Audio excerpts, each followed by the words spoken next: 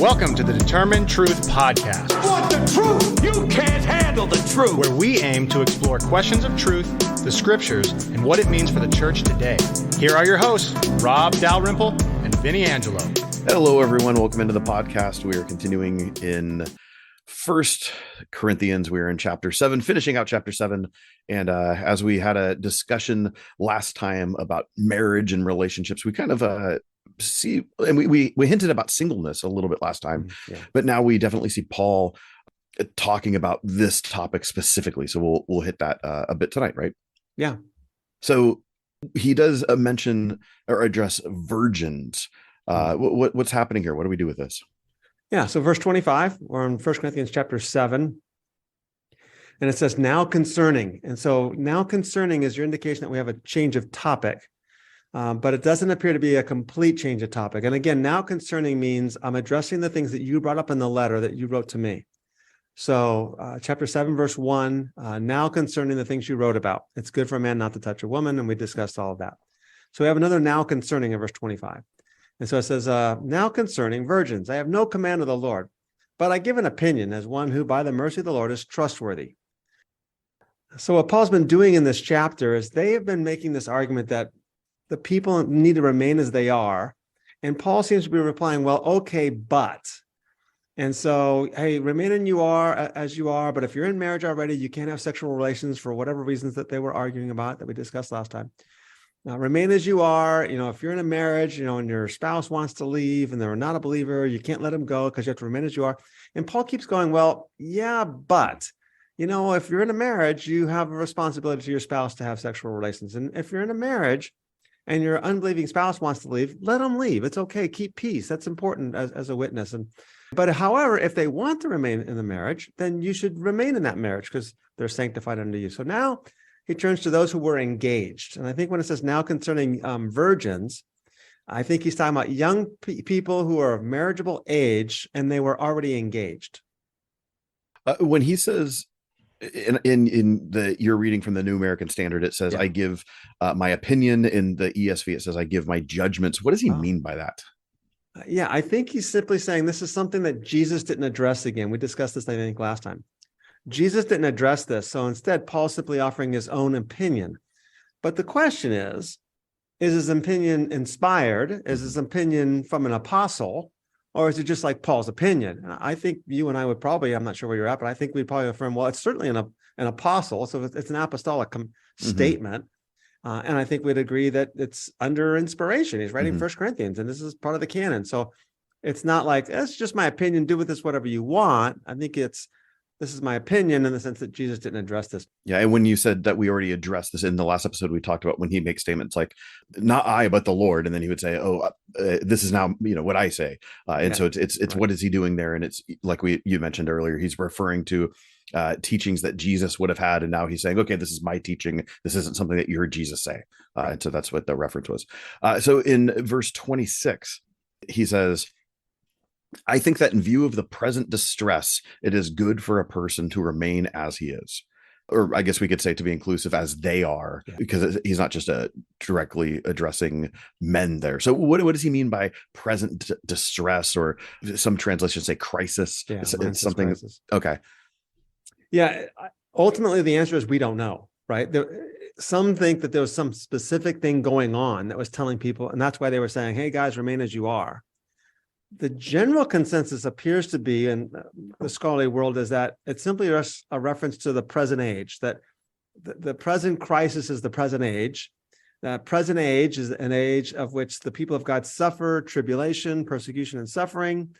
Paul, and first, when we get to the book of Galatians, Paul's going to call it the present evil age. So maybe they were saying that because the present evil age is still full of sin, that you guys should stay the way you are. And for those, we've talked about those before, don't think of present age and age to come as chronological periods, because that's what people get hung up on. It's like, well, how could they be in the age to come now if they're also in the present age? Right. And the answer is yes, they are.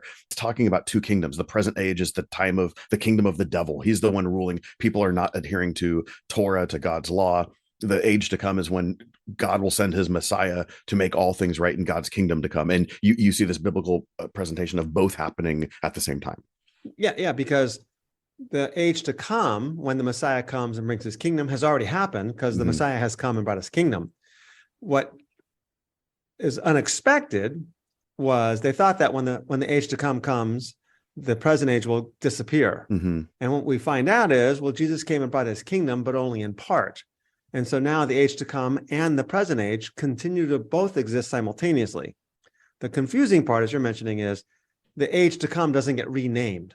Like once it comes, it's no longer, well, it's the age that was to come, but now is here. It's like, no, it's just, they still call it the age to come. So they both exist in the present. Yeah. All right. Verse 27 through 29, it says, "Are you bound to a wife? Do not seek to be free. Are you free from a wife? Do not seek a wife. But if you do marry, you have not sinned. And if a betrothed woman marries, she has not sinned. Yet those who marry will have worldly troubles, and I would spare you that. That is what I mean, brothers," and we could say brothers and sisters. "The appointed time has grown very short. From now on, let those who have wives live as though they have none." So what's going on with this? Because it's kind of seems like, I don't know if it's double speak. It's a little confusing. What is he telling us to do? Yeah, I think the answer is that your translation did a good job with it. I think the answer is that he's talking about people that are engaged and saying, if you go ahead and get married, you haven't sinned. It's okay. Remember, he said earlier that, hey guys, if they're single and they don't have the gift, talking about people that have been widowed, if they're single and they don't have the gift, let them remarry. Same thing. Hey, these guys are betrothed. They don't have the gift. Let them marry. Whereas this ascetic faction, we think, in Corinth was saying, no, you guys can't get married. You have to stay as you are because of the present evil age. And Paul's like, no, let them go ahead and marry. And if you do marry, you haven't sinned. And apparently the ascetic faction was saying that they have sinned. And Paul's like, no, it's okay. Go ahead and get married. Okay. When in verse 27 of my translation, it says, "Are you bound to a wife?" And then, and that's where it's like, if not, basically don't seek a wife. And then it says, and then it talks about being betrothed. Are those using, for us, where we just have a completely different marriage system in the West, in the modern West now, is bound meaning presently being married, whereas betrothed is the similar to being engaged. Is that the way you would say it, or is betrothal like a pre-marriage, or how would you actually define what that is, betrothal, and how that works against being bound to a wife? I would have to actually look up and examine what's happening in the Greco-Roman culture. I mean, I know how to answer it from an Old Testament Palestinian first century Jewish Christian culture in Palestine, but I'm not certain what the answer is. So that's interesting. That's one of those times where it's good then to make sure that when we're in a certain book of the Bible, we're not merely saying, oh, Mary and Joseph, they were betrothed, so that means the same thing. So it might not. Yeah, so it could be taking that Jewish idea or it could be talking about a Greco-Roman idea. Yeah. Okay. Yeah. Good. Verse 32. "I want you to be free from anxieties." Amen. I want that one. The unmarried man is anxious about the things of the Lord, how to please the Lord. But the married man is anxious about worldly things, how to please his wife, and his interests are divided. And the unmarried or betrothed woman is anxious about the things of the Lord, how to be holy in body and spirit. But the married woman is anxious about worldly things, how to please her husband. I say this for your own benefit, not to lay any restraint upon you, but to promote good order and to secure your undivided devotion to the Lord. Yeah. So is this talking about an advantage to being single here? Yeah. Yeah. And it's something that we discussed a little bit last time. We kind of touched on it a little bit as well. The church needs to hear these verses because he is acknowledging that singleness has benefits. And singles can ultimately be more devoted to the service of the Lord. I think what we discussed last time a little bit also was requiring singleness for people going in the ministries. I think that can be dangerous. If they don't have the gift, that doesn't make any sense. And we discussed that. But Paul's simply saying, look, it has its advantages. And I know people, and we've discussed this before, that they're in the church and like, I'm single and I want to be single. And I'm not a diseased person. Something's wrong with me. I choose this life. I want this life. I'm fine with it. We look at people go, well, if you're not married, then something's wrong with you. If you're not married, then there's a reason why nobody chose you. Yeah. Like, no, I chose this life. I deliberately chose to be this. And I think we need to respect that and acknowledge that. I'm curious how you might, because I know we hinted a little bit at last time, but just to flesh it out a little bit more, say you were to counsel someone who you have person A who's they're content being single. And I actually, like you and I, when we used to go to a different church, I know of someone, and you probably know this person as well, and they were single, and it's like, this is their They were okay with this. That was something they chose. I'm thinking of other people though who might, like, I'm thinking of someone who I know in my own congregation now who they struggle with this, and they're in their 30s. They want to be in a relationship, and they're struggling. They're saying, like, if I'm reading Paul correctly, is this something where, like, do you have a gift because you actually are okay with this, or is this something where I don't know if I have the gift or not, but I'm going to pursue it, or I'm going to be okay with it? Like, they're struggling with it in themselves. So is it something where, how could I rephrase this? Is the gift of singleness something that someone is a gift in terms of like you and I have the gift of teaching, right? The spiritual gift of teaching, we could say. We that's something that we pursue, we embrace. Is the gift of singleness something that someone might say, like, yeah, I choose and I want to be single? Or is it something that maybe someone is like, maybe they actually desire to be in a relationship, but they are actually, I don't want to say relinquishing this, but they're saying, I'm accepting the fact that I am single. Could you say that's the gift of singleness as well? I don't think so. So you think it would be something where it's like they actually hold on to that as being okay with it? Yeah. I think if I understand your question or your statement correctly, I think, yeah, they're embracing singleness, even though they'd prefer not to be. Okay. So, and for those people, I mean, the good news today is you have all these opportunities for finding people, right? Online and various match.com and whatever the other things. It's good to know that I don't know what they are. I was gonna say, are they a sponsor? We shouldn't be talking about them unless they want to sponsor the show. Farmersonly.com, right? Okay, let's keep tracking through verse 36. If anyone thinks that he is not behaving properly towards his betrothed, if his passions are strong, and it has to be, let him do as he wishes. Let them marry. It is no sin. But whoever is firmly established in his heart, being under no necessity, but having his desire under control, and has determined that in his heart to keep her as his betrothed, he will do well. So then he who marries his betrothed does well, and he who refrains from marriage will do even better. So is this like saying, like, hey, you could even break off your engagement if needed? Is that what it's talking about? I think the answer is that if you're engaged, and it says the different translations are awkward here, but if a person is acting unbecomingly, the New American Standard says towards your virgin daughter. There's no way there's a virgin daughter, because who would act unbecomingly towards your daughter? It has to do with sexual impropriety, so it has to be. And the word daughter is in italics, so it's like not in the text. You're acting unbecomingly towards your virgin, which is probably like towards your betrothed or towards your fiance. New Revised says behaving indecently towards his fiance. Yeah, which is probably correct. I think that's more likely to be correct than to say it's her father or it's the man's daughter. So then Paul's simply saying, look, if you're engaged couples, you don't have to listen to these people over there who are telling you that you can't get married. Go ahead and marry if you desire. I think that's the basic gist of what he's saying here. Okay. Yep. We finish this section out, the last two verses. A wife is bound to her husband as long as he lives, but if her husband dies, she is free to be married to whom she wishes, only in the Lord. Yet in my judgment, she is happier if she remains as she is. And I think that I too have the Spirit of God. So it's kind of taking the same idea and just applying it to a widow, I guess, in that regard. Yeah, in 1 Timothy, I think it's 1 Timothy, Paul's going to say that widows, if they're still young and they can remarry, then let them remarry. And if they have a family, then let the family take care of them. The idea, the responsibility of who's going to take care of the widows. Well, if you have a family, then your kids take care of you. That's who takes care of you. And if she's young, don't put her on the list. And the idea is that apparently this list is those who are going to be are widows, and the church is going to care for her, and that you're going to make a covenant to care for the church. And then if they're young and they get remarried, then they kind of break that covenant to the church. And Paul's like, look, just don't put them on the list yet.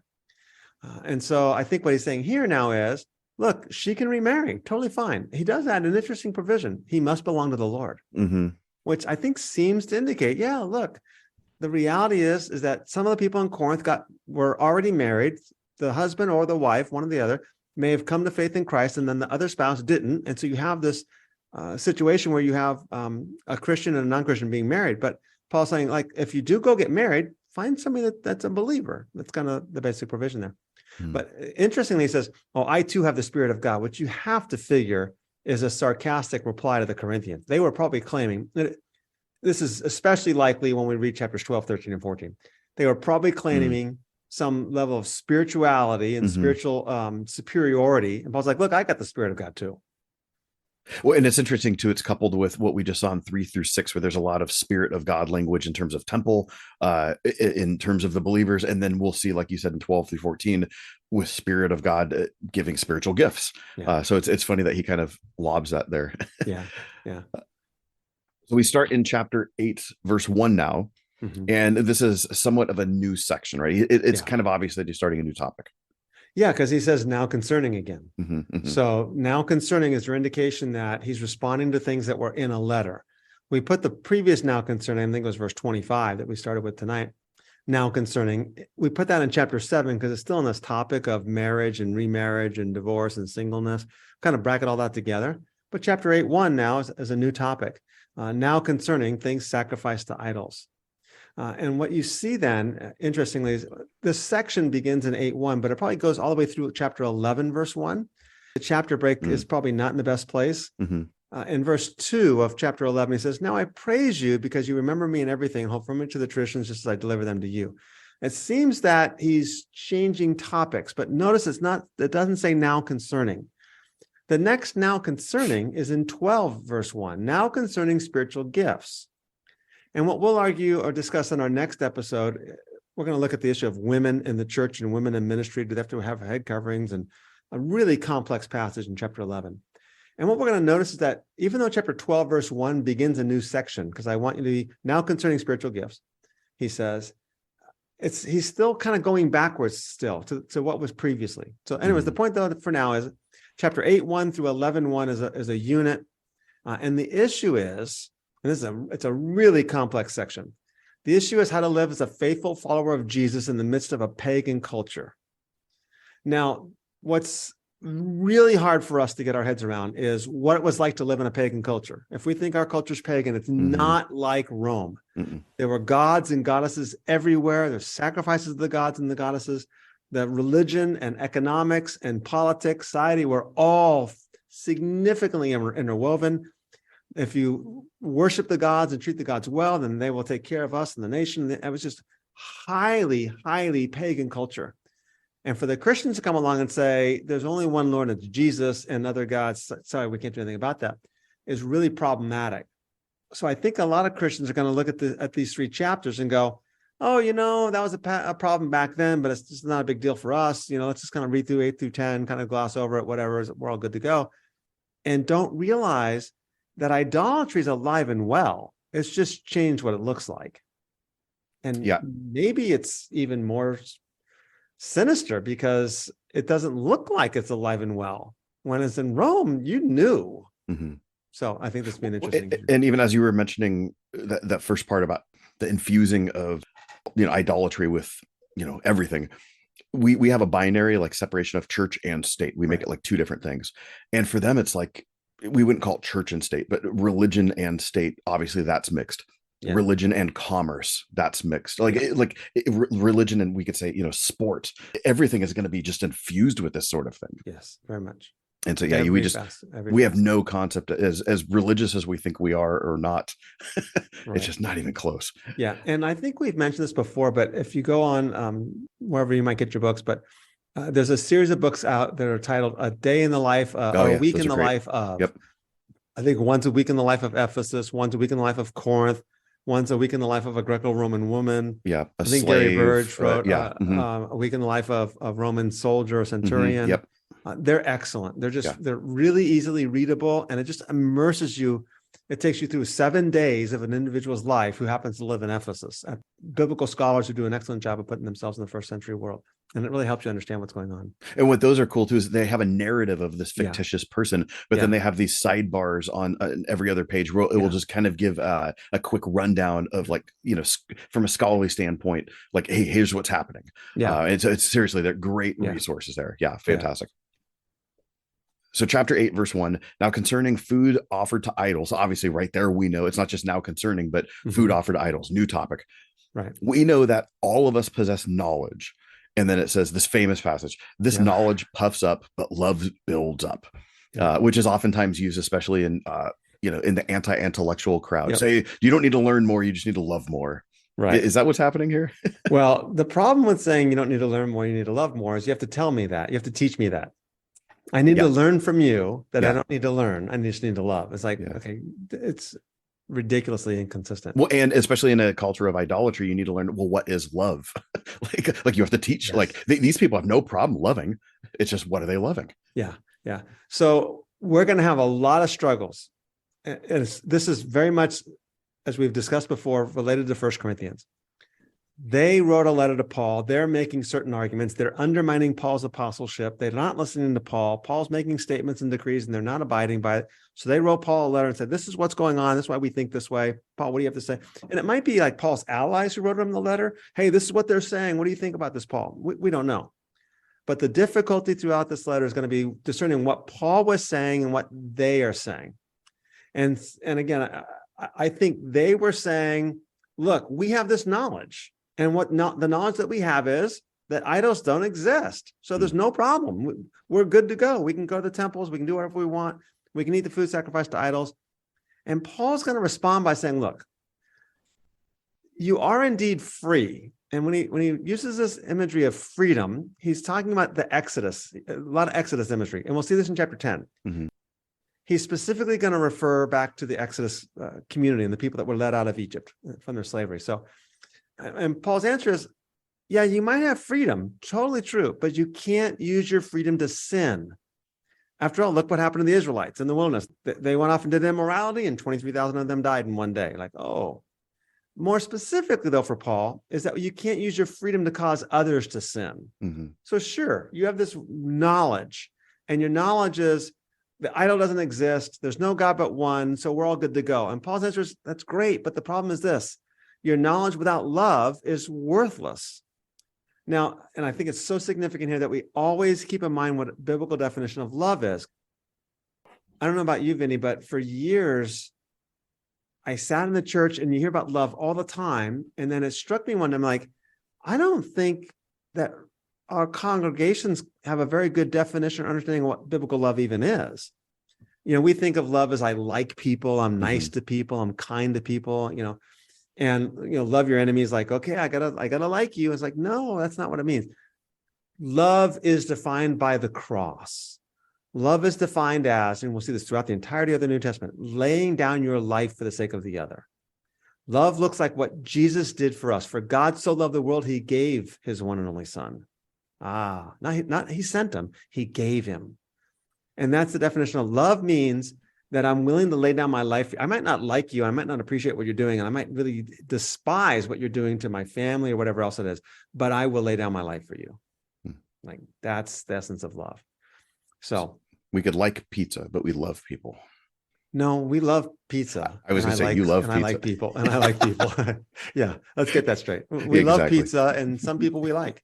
Yeah, but I love them all anyways. Yeah. Okay. Verse 2-6 gets into a really cool. I remember the first time I ever saw what was happening. It was like, oh my gosh, this is so awesome. Yeah. And you can't tell without. Oh yeah. Oh yeah, that's right. Go ahead and want to read it. So verse 2 will say, if anyone imagines that he knows something, he does not yet know as he ought to know. But if anyone loves God, he is known by God. Therefore, as to eating of food offered to idols, we know that an idol has no real existence, and that there is no God but one. For although there are many so-called gods in heaven or on earth, as indeed there are many gods and many lords, yet for us there is one God, the Father, from whom are all things, and for whom we exist, and one Lord Jesus Christ, through whom are all things, and through whom we exist. That's a mouthful, but man, this is a cool passage, because this is basically Paul Christianizing the Shema, right? Yes. Yeah. So the Shema is Deuteronomy chapter 6, verses 4 and 5. Hear, O Israel, the Lord your God, the Lord is one. And you shall love the Lord your God with all your heart, soul, mind, and strength. And depending on your translation, how you get all that. So the Shema was this prayer that was absolutely central to Jewish life and identity. It was cited by Jews 2 times a day. It's their pledge of allegiance. Yeah, that's a very good way of putting it. So it's hard for Christians to kind of relate to this, but this is their cultural identity, their social identity, their religious identity. Everything that they do is oriented around loving the Lord your God, and this is the center of it.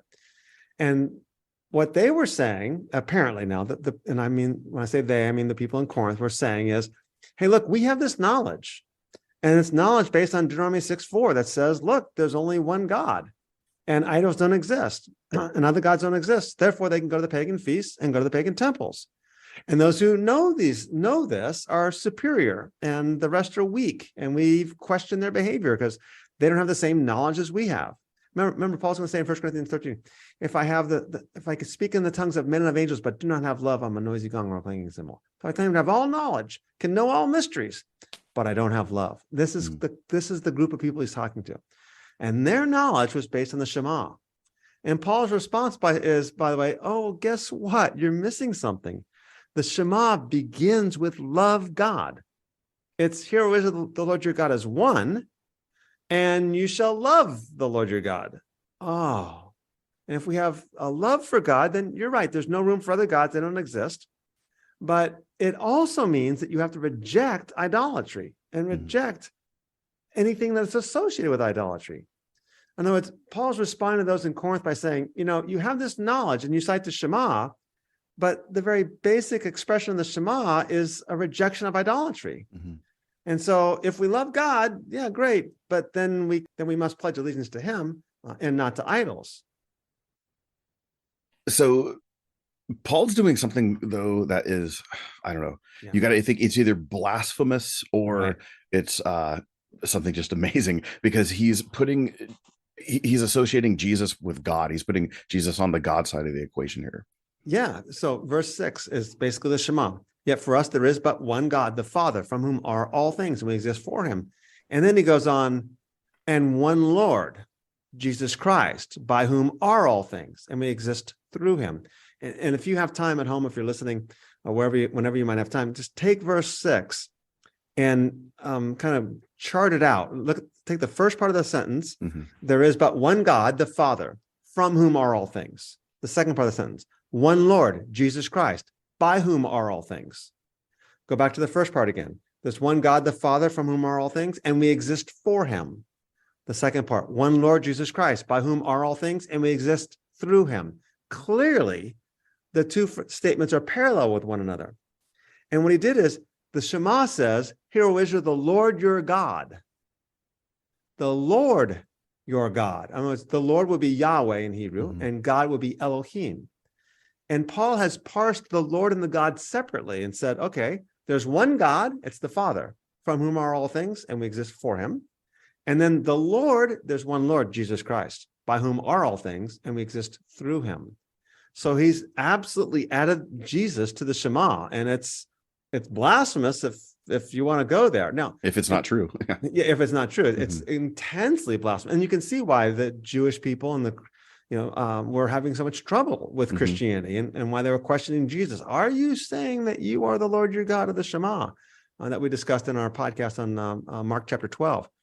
But what Paul's saying, doing then, is he's taken this central affirmation of Judaism, which is monotheistic to the core, and it's this absolute affirmation of loyalty to God.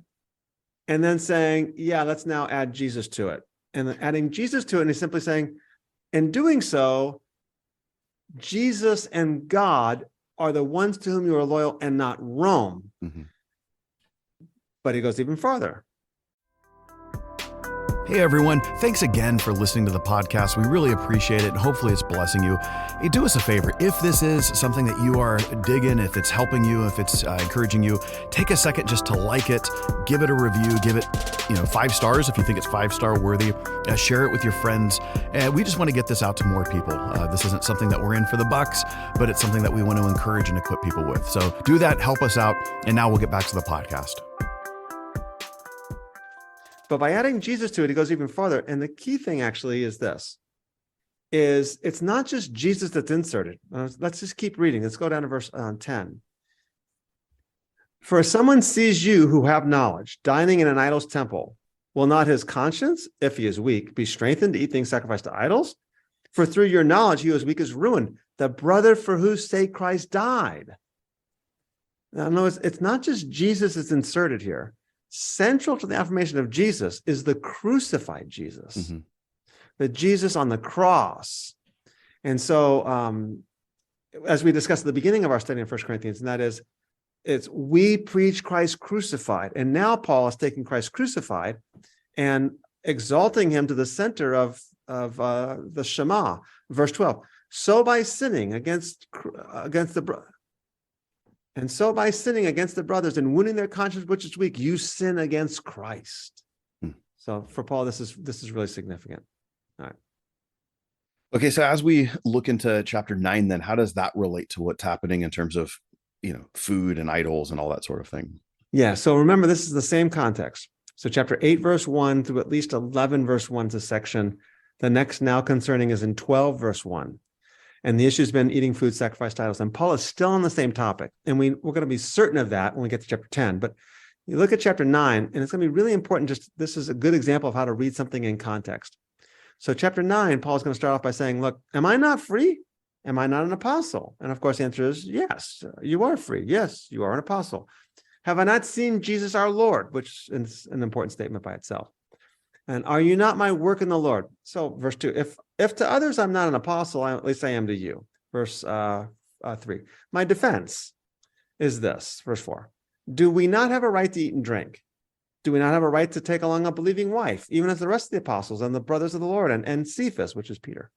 Verse 6, or do only Barnabas and I not have a right to refrain from working? Who at times serves as a soldier at his own expense? Who plants a vineyard and does not eat the fruit of it? Or who tends a flock and doesn't use the milk of it? So it looks like Paul's like, look, I have a right to eat and drink. I have a right to take along a believing wife. I have a right to do these things. Clearly, I can exercise my right to do these things. But as you keep reading, you realize, wait a minute, Paul actually goes on to affirm, I'm not exercising my right to do this thing. Look what he says, verse 12. But we didn't use this right. I'm in the middle of the verse. We didn't use this right. We endure all things so that we will cause no hindrance to the gospel of Christ. So he's like, I have these rights, but I don't use them. Why? Because of love. In other words, you have this knowledge that there's only one God and idols don't exist. And then therefore you're going to go to the pagan temples and do all these things because you're fine. But you're causing someone else to sin, someone for whom Christ died. And when you cause someone else to sin for whom Christ died, you're sinning against Christ. So Paul's like, look, I have freedoms just like you. I have these rights just like you. I can take a believing wife. I can eat and drink. I don't have to work for a living because I deserve to be paid, but I didn't use these rights. And therefore, you shouldn't either if it's causing harm to someone else. So this is how he finishes up, like going back to chapter 8. Therefore, if food makes my brother stumble, I will never eat meat lest I make my brother stumble. It's this idea that we have these freedoms, but I'm going to give these things up. Yeah, because that's what love looks like. Yeah. Love looks like it's more concerned for the other than it is for yourself. Yeah, exactly. And chapter 9, and I know we're glossing over it, but he talks about the fact that this is the way it works. The farmer deserves to get right to eat from the produce of his flock. The soldier doesn't serve at his own expense. He's getting paid for this. I have a right to get paid, but I'm not exercising that right for all the reasons that we discussed in previous episodes. And because I'm more concerned with love and the gospel than I am concerned with exercising my own rights. Now, he finishes this off with a really, I think, a powerful passage. Verse 20, chapter 9, verse 20, he says, to the Jews, I became a Jew. Well, actually, let me go back to verse 19. For though I am free from all men, I have made myself a slave to all, that I may win the more. To the Jews, I became a Jew, so I might win the Jews. But to those who are under the law, as under the law, though not being myself under the law, so I might win those who are under the law. But to those who are without the law, as without the law, though not being without the law of God, but under the law of Christ, so that I might win those who are without the law. To the weak, I became weak, that I might win the weak. I become all things to all men, so that by all means I might save some. I do all things for the sake of the gospel, so that I may become a fellow partaker of it. And then a famous passage here at the close of chapter 9, verse 24. Do you not know that those who run in a race all run, but only one gets the prize? Run in such a way that you may win the prize.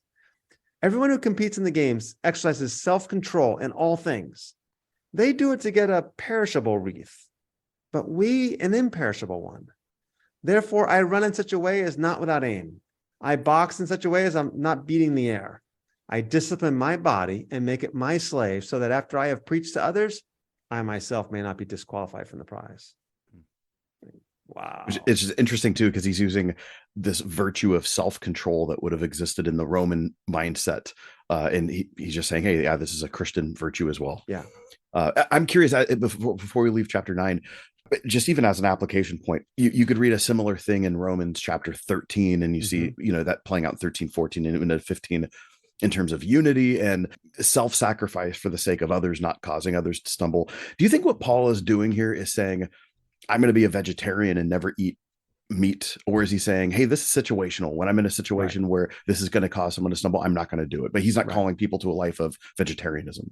No, if you took it that way, then you would be an extreme ascetic. You just wouldn't do anything because you don't know what's going to offend somebody else. And so the answer is, yeah, it's totally situational. When I'm with the Jews, I'm not going to eat pork. I know I'm not. It's going to be offensive to them. When I'm with the Gentiles, I'm going to go ahead and do this, but at the same time, I'm not going to the pagan temples, because that crosses the boundary line there. Yeah, it very much so. And I don't think we have any sense of. I don't know about you. I can't think of a situation where in our contemporary evangelical church setting here in 21st century America that we even think of these things, right? We go, okay, I'm going in. All right, I got to be aware that this is kind of there, and I don't want to be offensive and cause my brother to stumble. So I think maybe the one issue, the way I was raised was alcohol, right? Some churches say you can't drink at all because you don't know if the person across the room is an alcoholic or not. Yeah. And it's like, well, and then you go to a Presbyterian church and wine, they take the church van to go wine tastings. Like, really? Okay, cool. Well, and I was going to say, I'm part of the Baptist tradition, and that's definitely something that's steeped in Baptist culture. Is alcohol becomes the boogeyman, and the idea of teetotaling is still very much present in many Baptist congregations. And that's where I was, even in my own congregation, there is this noble idea to say, we don't want to cause another brother to sin. And so they'll appeal to passages like this. But what's interesting, because I've been hanging out in this a lot, I'm teaching through Romans right now, and I'm, I've been studying Romans 13 on that. And Doug Moo has a great point in his commentary where his thing is, well, yeah, it's good wisdom to not want to do something that might cause someone to stumble. The actual point that Paul is making here is, it's not just we're doing something that could cause someone else to sin, but we want to avoid doing things that could bring spiritual destruction to their life. What's going to be a spiritual roadblock that we might be engaging in? And so that's what we want to give up for someone else. Because like you said, anything could be a struggle. When you look at issues in America right now, like things like heart disease and diabetes and these sorts of things that are a direct result of trans fatty foods and the way we just consume sugar and those sorts of things. If alcohol is a problem, those types of things are an epidemic, by like tenfold in our country. But we would never say, hey, Christian, don't go to Wendy's. Right. Because like chances are, one in however many people in your congregation might struggle with alcohol. Let's just arbitrarily say it's 1 in 10, but I bet you 1 in 4 is struggling with their weight, if not a higher number. Not more. Yeah. And so why do we take those things? If we're going to hold that standard, why wouldn't we do the same thing? Pornography is a huge issue. Well, but how many of our churches all have websites? Right. And so we say, hey, go to, yourchurch.com, whatever that is. Right. Well, how is that not causing the person to stumble? Because their next site there might be a porn site. And so it was like, hey, are we actually doing these things, or what's happening there? So the heart behind it, I think, is good though. Yeah. I think there's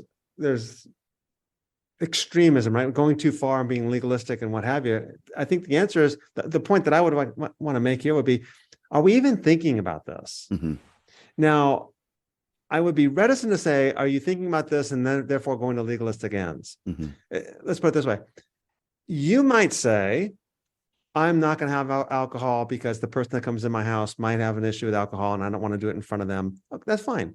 But don't judge the other brother that does it. Yeah. Because they want to have wine with a meal. And when I first got to a church and they were taking the church van to go wine tasting, I was thinking, that's not good, But then I realized, what? Non-Christians go, there's a church van here? That actually might be a positive witness to some who think Christians are so narrow-minded and snobby and judgmental that they would never drink. No, we can drink, some would say. We can drink as long as we do it in moderation, and we can take the church van out and have a good time. That might actually be a positive witness. So be careful about being so judgmental, saying you shouldn't be doing things like that. I think that's I don't know, something to be. Yeah. And I think at the end of the day, this goes back to your idea of how we talked about love. It's not your idea, but the idea is that it's easy to say, we're just not going to do these things to not cause someone to stumble. And I think there's a good heart behind that, good motivation. But how easy is that to put that in the place of loving someone? Right. Because when I actually get to know someone and love them, and then I actually know what's going on in their lives, right, I might have to be more deliberate in the choices I make and what I restrict. And so I think a better call, a more noble call, is to just love, is to actually get in relationship and love people, and to know what is the thing I need to hold back from, or what are the thing I need to not do in front of this person, or challenge myself, not just say, well, I'm just not going to do this thing and make this one thing a pious thing that I do. Yeah. And if you establish a community that way, then you've restricted people from coming into your community who do that. Yes. And feeling welcome and love, etc. Now, another thing to consider too, and that is, and I'm totally with you on the epidemic of obesity and the problems with fatty foods and all that good stuff. But you have a lot of families that is their only eating out option. They just can't afford. They can't afford Outback. They can't do that. So for them, they can take their family. They can go to McDonald's or whatever, and you have to respect that. You have to say, I understand that this is your high dining, and it's an opportunity. Oh, I'm not at all judging that. I know. But a lot of, I mean, this goes into other systemic issues, and especially you see in poorer communities, the rise of just terrible food options, and how we pour that. There's a miseducation there, and so you see that, unfortunately, especially in lower income communities, where this is what they thrive on because this is what's available and it's cheap. It's and how cheaper. much damage are they doing themselves? It's buy an apple sometime. It's expensive. And fruit, which is really good for you, is actually eating healthy is more expensive. Yes. Yeah. And so the poor can't afford to do that. And so here we are looking down on them, look at their health and look at their diet, look at the things they're doing. That food is actually cheaper. That's why they buy it. Yep. They can feed their kids tonight, and they can go to bed, not hungry if they buy a bag of Doritos as opposed to buying a thing of grapes, because a thing of grapes is going to cost more money to feed the whole family. Yep. So, and once again, it's looking at how can we love our neighbor? What does that look like? So, yeah, exactly. Anyway, let's get into chapter 10. Yeah. And so let's look at the first 11 verses here. Okay. For I do not want you to be unaware, brothers, that our fathers were all under the cloud, and all passed through the sea, and all were baptized into Moses in the cloud and in the sea, and all ate the same spiritual food, and all drank the same spiritual drink. For they drank from the spiritual rock that followed them, and the rock was Christ. Nevertheless, with most of them, God was not pleased, for they were overthrown in the wilderness. Now, these things took place as examples for us, that we might not desire evil as they did. Do not be idolaters as some of them were, as it is written, the people sat down to eat and drink and rose up to play. But we must not indulge in sexual immorality as some of them did, and 23,000 fell in a single day. We must not put Christ to the test, as some of them did and were destroyed by serpents, nor grumble, as some of them did and were destroyed by the destroyer. Now, these things happened to them as an example, but they were written down for our instruction, on whom the end of the ages had come. So once again, Paul is referring back to, he's importing some Old Testament language, and he's including Jesus into that. First, it was the Shema. Now we see Jesus in the wilderness too. Yeah. All right. All right. Let's frame the context. So the context, he's still discussing the same topic, and that is your knowledge without love is leading to idolatry and causing your brother and sister to stumble in Christ and leading them astray. This is not good. I had all these rights. I had all these privileges. I had all these freedoms, and I didn't use them. So now chapter 10. And guess what? Our fathers also had this freedom. They were, notice what he says, by the way, they were baptized into Moses. The coming through the Red Sea was their baptism, Paul says. They were baptized in the cloud and in the sea. And they all had spiritual food, the manna, right? They drank from the spiritual drink. This is actually really interesting. Moses strikes a rock at the beginning of the 40 years, and Moses strikes a rock at the end of the 40 years. Right. But now, where's the rock in the middle of the 40 years? And the idea is the rock was following them. That's just this Jewish interpretive tradition that the rock was following them.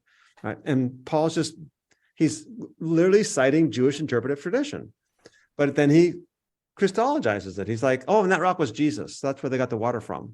And then you read into that and go, oh, that's why Moses couldn't enter the promised land, because he struck the rock twice and he was only supposed to strike it once, and the rock was Jesus. All right, so the point, though, is this, is they had all these freedoms. They had all this knowledge, because look at the knowledge that they have. They were under the cloud. That was God's presence by day. They knew of God's presence. When the cloud moved, they moved.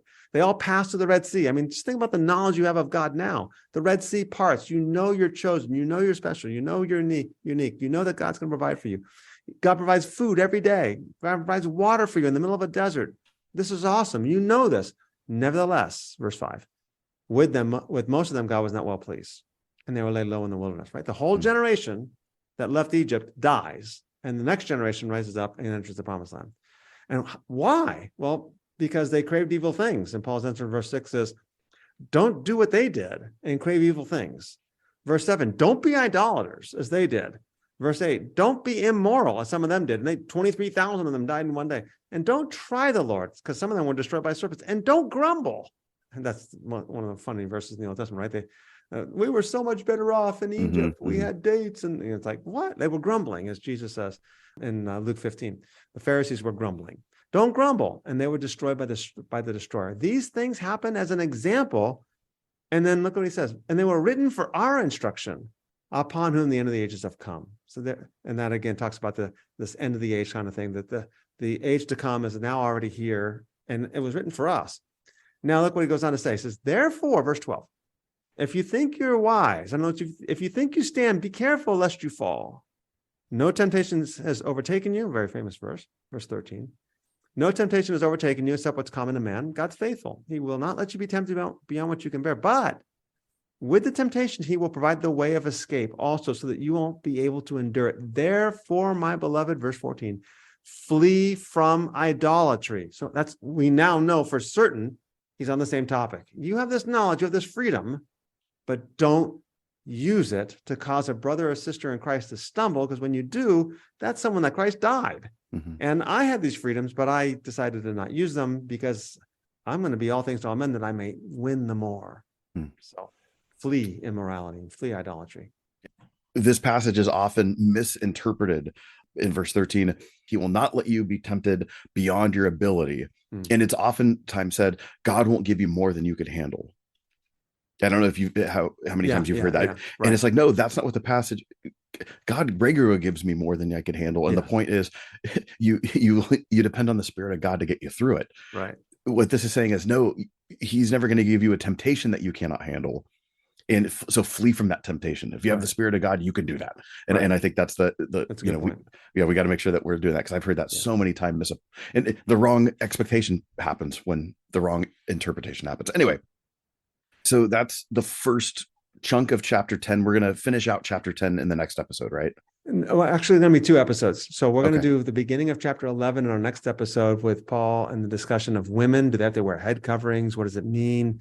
And what's going on there? And we're going to talk about women in the church and how do we understand that text. And then the episode after that, we'll get into the end of chapter 11, which is the communion passage. And the end of chapter 10 relates to the communion passage. So we'll save the end of chapter 10 for that one. Okay. Any just final thoughts as we've looked at these a few chapters? Anything you want to tie up or tie around? I guess all I would say, tie a bow on. I guess all I would say is just keep this idolatry thought in mind, because Paul's going to say that greed in the book of Colossians, greed is idolatry.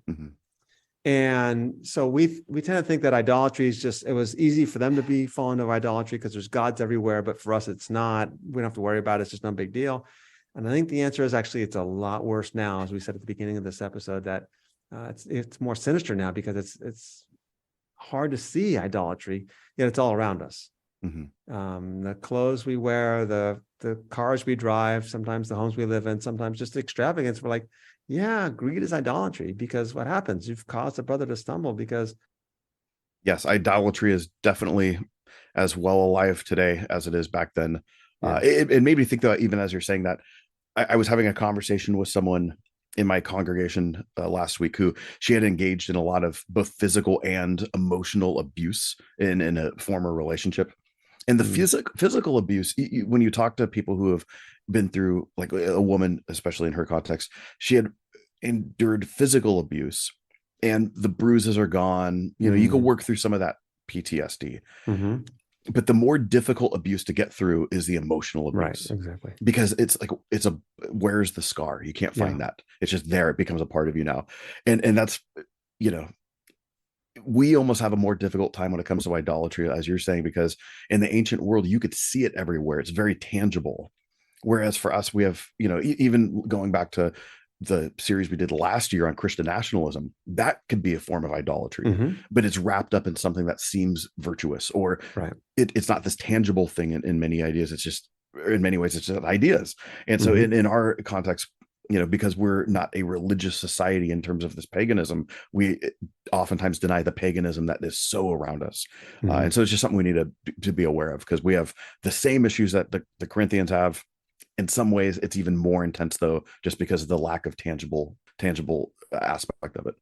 Yeah, just I guess one more thought, and that would be that you and I are recording this before the election that's coming up. By the time they're hearing this, that the election will be done. How many Christians are going to be happy or upset based on what the election is? And that's where their hope is at. They're like, no, our hope is in Christ. Our hope is not in some election, as though they voted for good laws.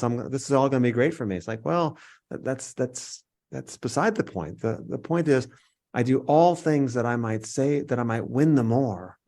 I think we have to reflect on 1 Corinthians 9 a little bit better and say, I became all things to all men that I might win them more. Well, and even just a point on that, because I had a conversation with someone this week. They want a specific party to win because that's going to help financially. And when finances are happening, then inflation's going to go down, and we're going to have more money to spend. It's and even right there, it's to ease our financial burden, not so we could be more hospitable with our resources, not so we could help out the poor among us.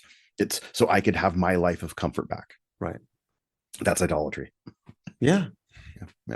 So cool. Hey, that's a great uplifting note to end on, right? There you go. Yeah. But we're going to do it. So, all right, we'll be back next week, jumping into chapter 11 and doing another topic that is going to be fun for everyone. See you then.